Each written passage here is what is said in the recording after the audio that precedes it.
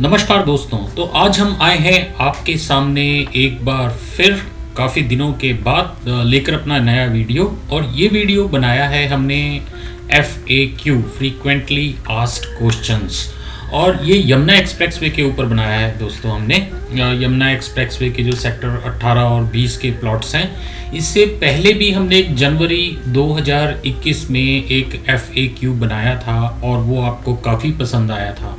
तो हमने उसी का ये सेकंड पार्ट बना रहे हैं, FAQ वर्जन 2.0। इसमें हम शामिल करेंगे काफ़ी सारे नए क्वेश्चंस और पुराने भी कुछ कवर करेंगे। जो नए क्वेश्चंस हैं उनमें से रहेगा कि प्राइस इतने बढ़ गए हैं, क्या और बढ़ेंगे, क्या ट्रेंड्स रहा है प्राइस का, रजिस्टर्ड अनरजिस्टर्ड में क्या डिफरेंस है, और agreement to lease, lease deed, lease rent, ये क्या कंफ्यूजिंग चीज़ें। इस टाइप के बहुत सारे क्वेश्चंस जो हमारे क्लाइंट हमसे पूछते हैं काफ़ी बार, तो हम नॉर्मली उनके लिए ये वीडियो बना देते हैं। अगर ये वीडियो आपको अच्छा लगे और आप हमें थैंक्स बोलना चाहें तो आप कमेंट बॉक्स में एक लाइन लिख सकते हैं, थैंक्स लिख सकते हैं, लाइक कर सकते हैं वीडियो। तो शुरू करते हैं टाइम ना वेस्ट करते हुए। इस वीडियो के अंदर आपको हम लेटेस्ट जो यमुना अथॉरिटी के प्लॉट्स हैं काफ़ी सारे पॉकेट्स के, उनकी विजिट भी कराएंगे, और साथ के साथ आपका टाइम बचाने के लिए विजिट के साथ हम आपको फ्रीक्वेंटली आस्क्ड क्वेश्चंस एक एक करके हम आपको शुरू करेंगे। तो दोस्तों सबसे पहले हम पहला क्वेश्चन लेते हैं जो मोस्टली क्लाइंट पूछते हैं, ये अनरजिस्टर्ड प्लॉट्स क्या हैं। तो दोस्तों एग्जांपल दूंगा कि मैं बात कर रहा हूँ ये 2009 की अलॉटमेंट के ये सेक्टर 18 और 20 के प्लॉट्स हैं। इसमें सबसे छोटा साइज़ जो था वो 300 स्क्वायर मीटर का था, और उसके बाद 500, 1000, 2000 और 4000 सारे ही ये प्लॉट्स रेजिडेंशियल प्लॉट्स थे। 2009 में इनका अलॉटमेंट हुआ था लगभग 4750 रुपये पर स्क्वायर मीटर के हिसाब से, और 3 पेमेंट प्लान थे। इसमें डाउन पेमेंट था 50-50 था, 50% एक साथ जमा करो, 50% की EMI, एक 30-70 था। सारे पेमेंट प्लान कंप्लीट हो चुके हैं 2018 तक। बाद में इनमें का फार्मर कंपनसेशन भी आया था 1330 रुपये पर स्क्वायर मीटर के हिसाब से, वो भी कंप्लीट, उसकी भी इंस्टॉलमेंट बना दी थी अथॉरिटी ने। तो वो सारा पेमेंट प्लान कंप्लीट इसका हो गया है 2018 तक। आज की डेट में अगर कोई भी व्यक्ति इन प्लॉट्स को खरीदता है तो उसका कंप्लीट पेमेंट उसको करना पड़ता है, इसमें कोई EMI पेंडिंग नहीं है। जिसका प्लॉट है अगर उसका कुछ आउटस्टैंडिंग है तो ट्रांसफ़र से पहले वो आउटस्टैंडिंग क्लियर करना पड़ता है। अब मैं आपको बताता हूँ अनरजिस्टर्ड प्लॉट्स क्या होते हैं।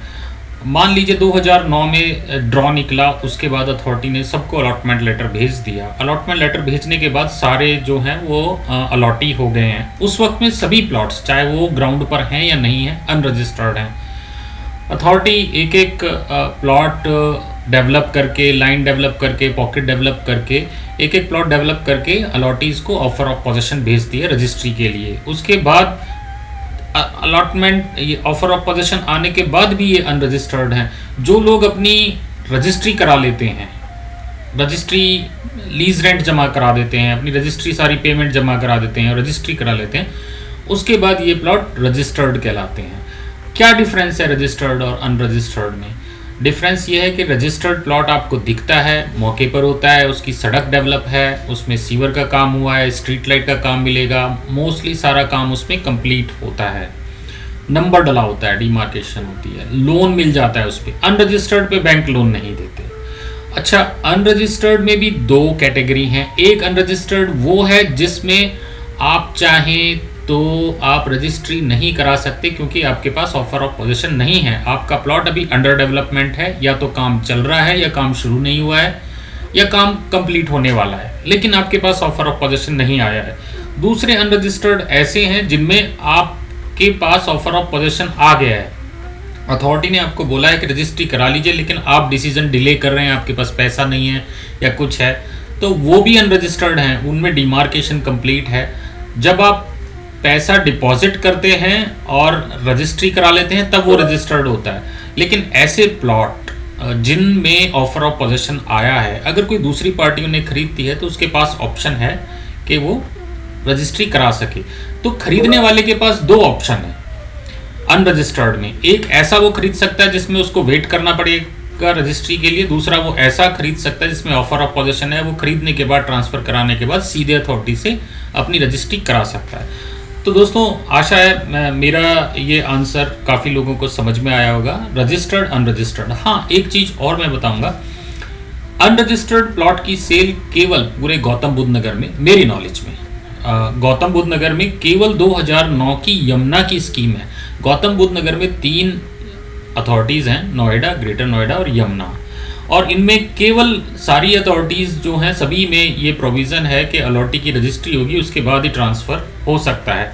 ये बात अलग है, कुछ लोग जीपीए एग्रीमेंट टू सेल पे अपना ट्रांसफ़र वगैरह करा लेते हैं, थर्ड पार्टी डॉक्यूमेंट्स बना के विल बना लेते हैं, लेकिन प्रॉपर ट्रांसफ़र अथॉरिटी के अंदर जिसमें ऑनरशिप चेंज हो जाती है, ट्रांसफ़र राइट्स चेंज हो जाते हैं, आपके नाम में अलॉटमेंट आ जाता है, अथॉरिटी के जो डेटाबेस है उसके अंदर आपके जो डिटेल्स हैं वो अपडेट हो जाती हैं, वो केवल 2009 की स्कीम में ही हैं जो 18 और 20 में आई थी।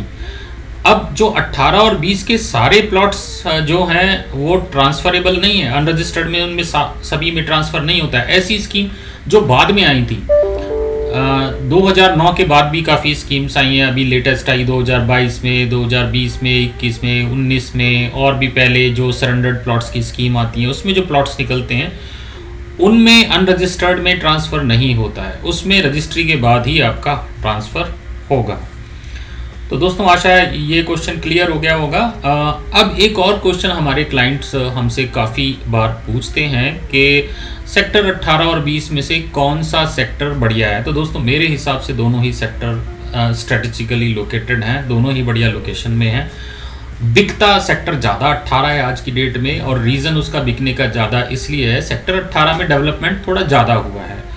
सेक्टर 20 की अपनी एडवांटेज है, एयरपोर्ट के पास है, अब तो फिल्म सिटी आ गई, फिल्म सिटी के पास है, वहाँ पे भी डेवलपमेंट पिछले 1-2 साल में काफ़ी डेवलप हो गया है। तो दोनों ही सेक्टर को मैं बराबर रेट करूँगा। मैं तो आपसे ये सजेस्ट करूँगा कि आप प्लॉट के ऊपर ज़्यादा फोकस करें कि प्लॉट की लोकेशन क्या है, कॉर्नर है, पार्क है, वाइड रोड है, डायरेक्शंस वगैरह क्या है, इस पे ज़्यादा फोकस करें। ऑलमोस्ट सभी पॉकेट्स में कुछ ना कुछ एडवांटेज है सेक्टर 18-20 में।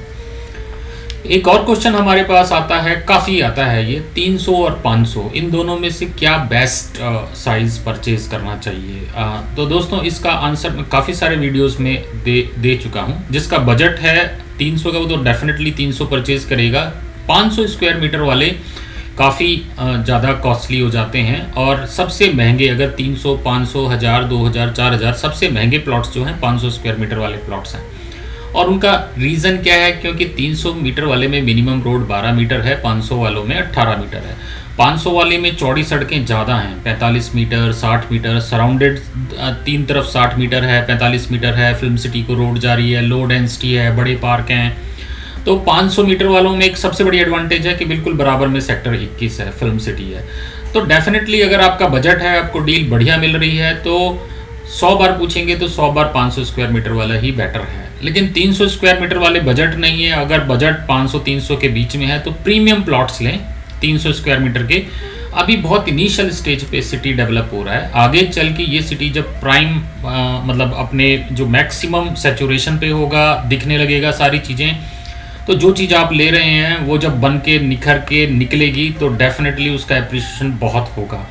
आज की तुलना में आज आप 15-20% ज़्यादा पे करते हैं, डजेंट मैटर, आगे चल के यही चीज़ें आपकी 30 से 35% तक आपको एक्स्ट्रा पे करती हैं। अच्छी चीज़ लेंगे, प्रॉपर्टी है, लॉन्ग टर्म रहते हैं। गाड़ी, मकान, प्लॉट में लोग हमेशा स्ट्रेच करते हैं, करना भी चाहिए। वन टाइम डिसीजन होता है, फिर बहुत साल तक पैसा आपके पास बाद में आ जाता है, कहीं ना कहीं से लोग सेविंग करते हैं और अर्निंग्स उनकी बढ़ती हैं।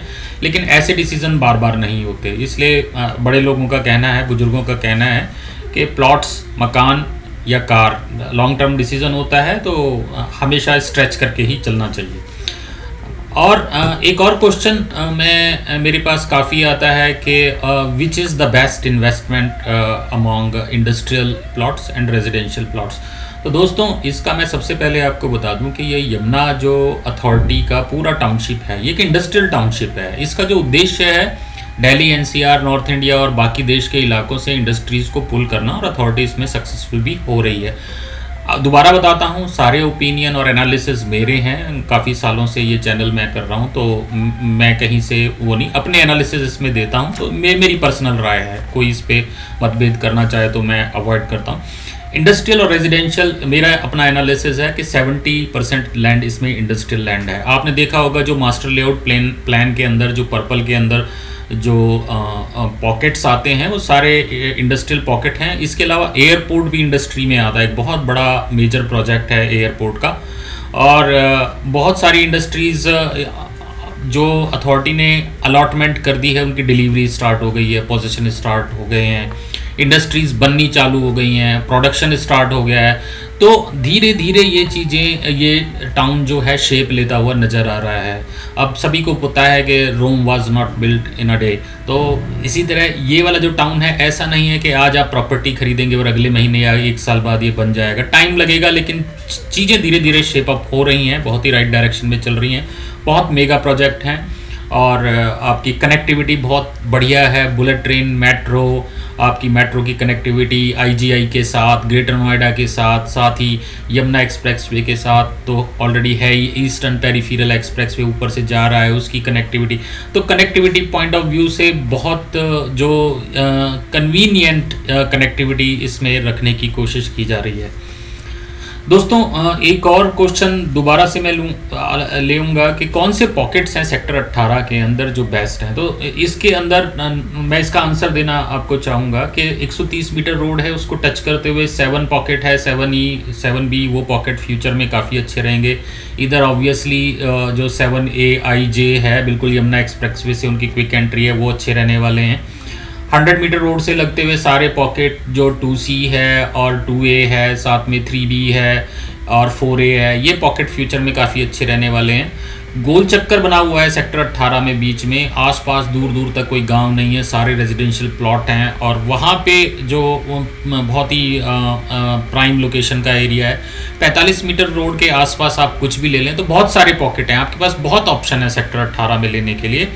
आप और सजेशन के लिए डिस्कस कर सकते हैं, हमसे आके ऑफिस में मिल सकते हैं। हम रीसेल का काम करते हैं, जैसा पता है आपको, स्क्वायर मीटर्स रियल्टर्स। तो एक लोकेशन नहीं है, काफ़ी लोकेशंस ऐसी हैं। और मैं तो हमेशा अपने क्लाइंट्स को ये बोलता हूँ कि आप फोकस करें अच्छे प्लॉट्स पे। अगर पॉकेट में कॉम्प्रोमाइज़ करना पड़े तो कोई ज़्यादा मेजर इशू नहीं है। देखें रोड कितनी वाइड है, वाइड रोड होना बहुत इंपॉर्टेंट है। 45 मीटर के जो प्लॉट्स हैं, 24 मीटर के प्लॉट्स हैं, 18 मीटर के प्लॉट्स हैं, उन पे फोकस करें। पार्क फेसिंग प्लॉट्स हैं, पार्क फेसिंग प्लॉट्स में आपको स्पेस मिलता है, सामने बिल्कुल ग्रीनरी मिलती है, fresh oxygen, air, natural views मिलते हैं, सामने पार्किंग का भी बेनिफिट होता है, विजिटर्स पार्किंग का। तो पार्क फेसिंग प्लॉट्स के अपने बेनिफिट हैं। रोड भी काफ़ी वाइड है, 12 मीटर की रोड काफ़ी खुली होती है, मौके पर प्लॉट्स हैं, आप जाके देख सकते हैं। और पार्कों का डेवलपमेंट अथॉरिटी ने स्टार्ट कर दिया है, पॉकेट आईजे के अंदर सैम्पल पार्क बने हुए हैं, आप जाके देख सकते हैं। तो दोस्तों, इसी तरह सेक्टर 20 के अंदर मैं आपको GH और F पॉकेट हैं 300 मीटर के अंदर, 100 मीटर रोड के पास, ये प्राइम पॉकेट हैं। और 45 मीटर रोड से लगते हुए O है, M है, N है, ये पॉकेट्स हैं जो 45 मीटर रोड के ऊपर आते हैं दोस्तों, जो फिल्म सिटी को से सीधे कनेक्ट करती है रोड। ये इसमें जाके आप ले सकते हैं, तो ये पॉकेट्स बढ़िया हैं। अब एक सबसे इम्पॉर्टेंट क्वेश्चन जो मैं कवर करना चाहूँगा कि क्या रेट, इतने लोग कहते हैं कि रेट इतने बढ़ चुके हैं, क्या रेट आगे भी बढ़ेंगे? तो दोस्तों, काफ़ी लोगों को मैं 1-to-1 कन्वर्सेशन के अंदर जवाब दे देता हूँ, लेकिन वीडियो के माध्यम से सभी को ये मैं बताना चाहता हूँ कि डेवलपमेंट लगातार ऊपर हो रहा है, करेक्शन हमेशा होता है, रेट एक बार ज़रूरत से ज़्यादा बढ़ जाते हैं। लेकिन जैसा आपने देखा है, फिल्म सिटी का उद्घाटन हुआ, एयरपोर्ट का उद्घाटन हुआ, ड्रॉ जब निकलते हैं तो रेट्स एकदम से जंप कर जाते हैं। और एकदम से जंप 20% जंप कर गए तो 5% करेक्शन हमेशा होता है।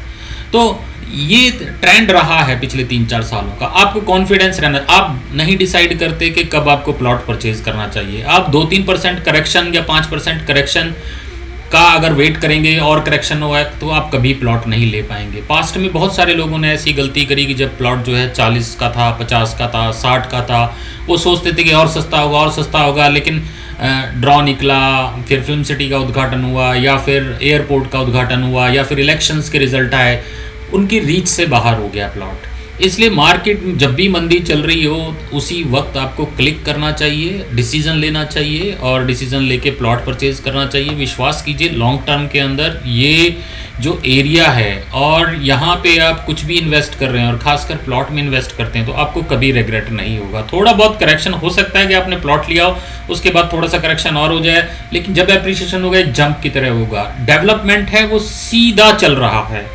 डेवलपमेंट जो है वो बिल्कुल स्टैटिक हो रहा है और प्राइस जो है डेवलपमेंट के आसपास ही रहता है। मैं किसी वीडियो के अंदर मैंने एक ग्राफ भी आपको बना के दिखाया है कि कैसे डेवलपमेंट चलता है और उसके आसपास कैसे प्राइस का एप्रिसिएशन होता रहता है। तो जो लोग आज सोच रहे हैं वो डिसीज़न लें, आज की ये बेस्ट टाइम है प्लॉट्स परचेज करने का। तो दोस्तों ट्रांसफ़र चार्जेस और रजिस्ट्रेशन चार्जेस मैं सिर्फ आपको सर्कल रेट बताऊंगा। इसमें आज का रेट 17,500 है और ट्रांसफ़र चार्जेस मोटा मोटा प्लॉट के हिसाब से आप मान के चलिए कि आपका लगभग 1,073 रुपये पर स्क्वायर मीटर का ट्रांसफ़र चार्जेस है। मोटा मोटा बता देता हूँ 300 मीटर पे आपका लगभग 340 का ट्रांसफ़र चार्जेस, मिसलेनियस वगैरह सारे खर्चे मिला के बता रहा हूँ। डीडी तो 279 के करीब का जाता है। सिमिलरली जो 500 स्क्वायर मीटर है, 500 स्क्वायर मीटर के अंदर जो आपके ट्रांसफ़र चार्जेस हैं वो 436 प्लस 1 लाख रुपये मिसलेनियस चार्जेस, तो 536 के अराउंड आपके ऐसे ट्रांसफ़र चार्जेस जाते हैं। तो इसकी डिटेल्स आप जो नंबर दिया गया है इस पर व्हाट्सअप कर सकते हैं, तो मैं आपको ट्रांसफ़र चार्जेस का डॉक्यूमेंट आपको भेज सकता हूँ। तो दोस्तों बहुत सारे क्वेश्चंस और हैं और जो वीडियो का टाइम काफ़ी मैं देख रहा हूँ काफ़ी मिनट्स हो गए हैं तो इतना लंबा वीडियो नहीं बना पाऊँगा। तो अगले वीडियो में मैं फिर आपको एक और FAQ कवर करूँगा जिसमें हम दूसरी सारी चीज़ें कवर करेंगे। तो दोस्तों आज के लिए बस इतना ही, अगले वीडियो में जल्दी ही मिलेंगे। बहुत बहुत धन्यवाद, नमस्कार।